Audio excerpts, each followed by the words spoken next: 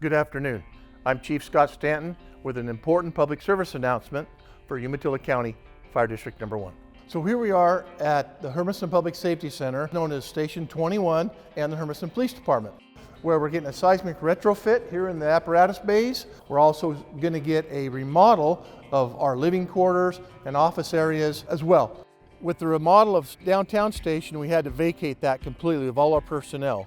So with Good Shepherd owning a house right here, they allowed us to utilize the house. They allowed us to erect this temporary structure for the next 10 months or so that we could run an ambulance, our battalion chief, and a quick response unit out of this location right here in town.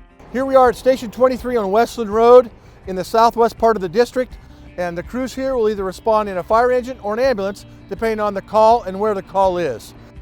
This is where admin's been moved to, at what I call the POF building, the Precision Irrigated Agricultural Facility. So myself, 2 deputy chiefs, and the 2 office gals, this is where we're going to be for the next 10 months while the Safety Center and Station 21 is getting renovated.